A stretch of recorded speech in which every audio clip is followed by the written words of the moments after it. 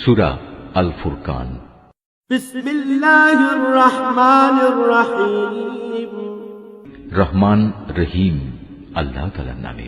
তাবারাকাল্লাযী নাযালাল ফুরকানা আলা আবদিহি লিয়াকুনা লিল আলামিন নাযীরা। কত মহান তিনি, যিনি তার বান্দার উপর সত্য মিথ্যার মাঝে পার্থক্যকারী এই ফুরকান নাজিল করেছেন, যাতে করে সে ব্যক্তি এর দ্বারা সৃষ্টিকুলের জন্য সতর্ককারী হতে পারে। الذي له ملك السماوات والأرض ولم يتخذ ولدا ولم يكن له شريك في الملك وخلق كل شيء فقدره تقديرا। তিনি এমন সত্তা, তার জন্য রয়েছে আসমান সমূহ ও জমিনের সার্বভৌমত্ব। তিনি কখনো কাউকে নিজের সন্তান বলে গ্রহণ করেননি, না তার এ সার্বভৌমত্বে অন্য কারো কোনো শরিকানা আছে। তিনি প্রতিটি বস্তু পয়দা করেছেন এবং তিনি তার সৃষ্টির জন্য আলাদা আলাদা পরিমাপ নির্ধারণ করেছেন। واتخذوا من دونه آلهة لا يخلقون شيئا وهم يخلقون ولا يملكون لأنفسهم ضرا ولا نفعا ولا يملكون موتا ولا حياة ولا نشورا।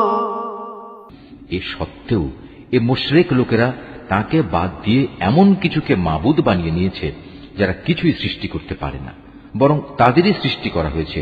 সত্য কথা হচ্ছে, তারা যেমন নিজেরা নিজেদের ক্ষতি করতে সক্ষম নয়, তেমনি নিজেরা নিজেদের কোনো উপকারও করতে সক্ষম নয়। তারা কাউকে মৃত্যু দিতে পারে না, কাউকে জীবনও দিতে পারে না, তেমনি পারে না কেউ একবার মরে গেলে তাকে পুনরায় উঠিয়ে আনতে।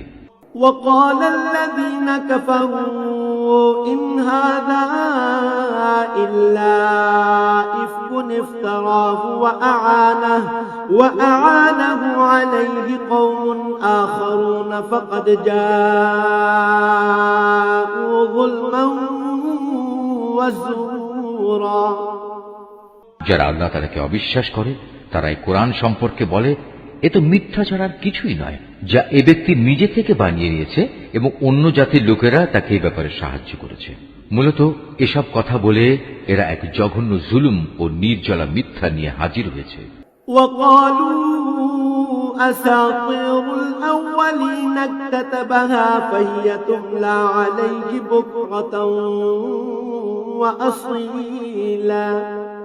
তারা বলে, এ কোরআন হচ্ছে সেকালের উপকথা, যা এ ব্যক্তি লিখিয়ে নিয়েছে এবং সকাল সন্ধ্যায় তার সামনে এগুলো পড়া হয়।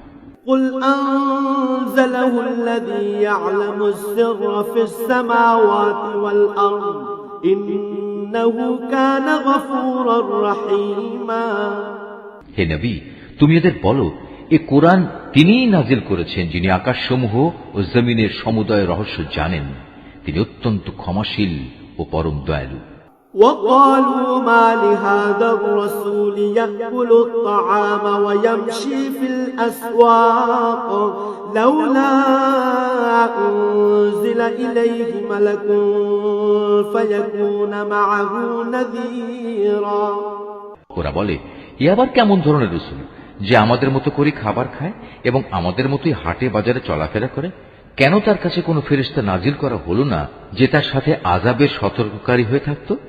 أو يلقى إليه كنز أو تكون له جنة يأكل منها وقال الظالمون إن تتبعون إلا رجلا مسحورا। কিংবা গায়েব থেকে তার কাছে কোনো ধনভাণ্ডার এসে পড়ল না কেন? অথবা কমপক্ষে তার কাছে একটি বাগানই না হয় থাকতো, যা থেকে সে খাবার সংগ্রহ করে খেত। এ জালেম লোকেরা মুসলমানদের আরো বলে, তোমরা তো আসলে একজন জাদুগ্রস্ত ব্যক্তিরই অনুসরণ করছো।